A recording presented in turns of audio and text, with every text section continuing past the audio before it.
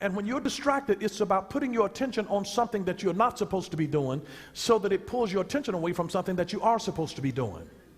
And here's the real principle that I want you to get out of what happened in this story of David becoming distracted with Bathsheba. It is that when you avoid the battle that you were born for, you will face a battle that you're not equipped for.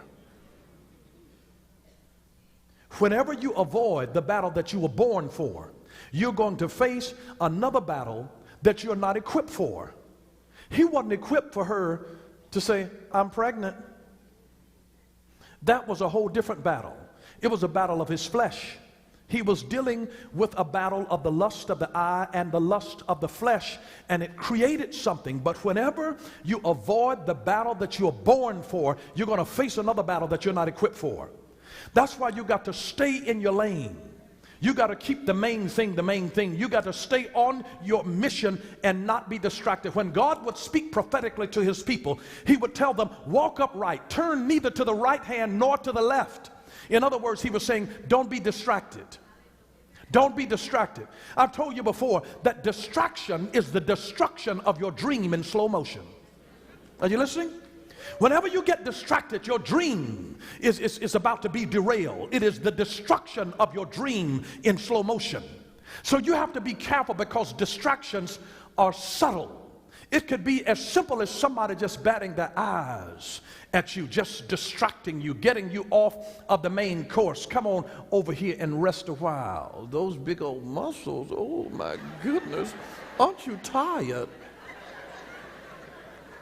Just to distract you, just to distract you. It is so interesting, and the devil knows exactly what to use for each person in order to distract them. When the devil wants to distract a man, he always uses the physique of a woman, because men are seduced through their eyes. When a woman wants to seduce a man, she puts on. Bam, bam. She knows how to adorn herself to be noticed, to get the attention, to cause the distraction. When a man seduces a woman, he seduces her through her ears. Yeah, babe, I love you. And he starts telling her stuff because you ever wonder sometimes how a man who doesn't look like anything gets a woman that's drop dead gorgeous?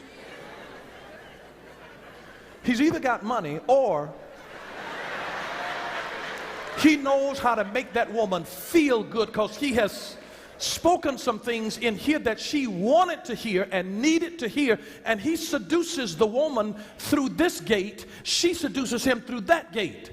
So while she's getting duded up here, he's getting duded up here because he knows that his seduction goes in the ear and her seduction comes through the eyes. And so each one comes armed and dangerous for battle to be the distraction.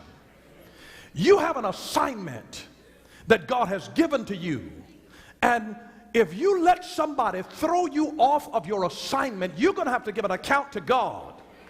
Not to the one that distracted you, because God gave you the assignment. You know what you have to do. You can't come to your boss. I don't want to hear about an employee of mine telling me that their cousin called them and they had to take them and drop them off at work and had to pick up their daughter and had to run. That's not my issue. You're paid to be where you need to be, and don't let anybody distract you from getting your job done. You're paid for what you do and for what you produce, and not for what you're distracted from doing. And so it's amazing how when God gives an assignment, the devil plots a strategy against it. So that when you realize when the devil starts plotting, man better start planning. You better start planning something that God can do in your life to keep your life on track.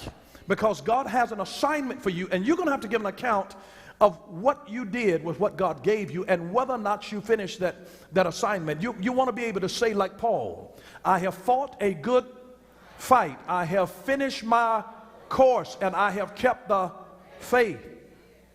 And if you don't finish your course, you can't say that, Lord, but you know, this fine thing that I saw in the grocery store, he's not interested in that because he didn't talk to the fine thing about you.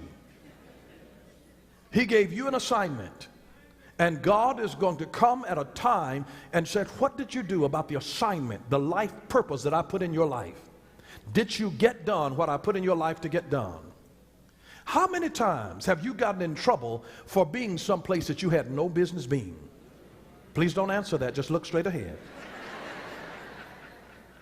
Look straight ahead. It's amazing.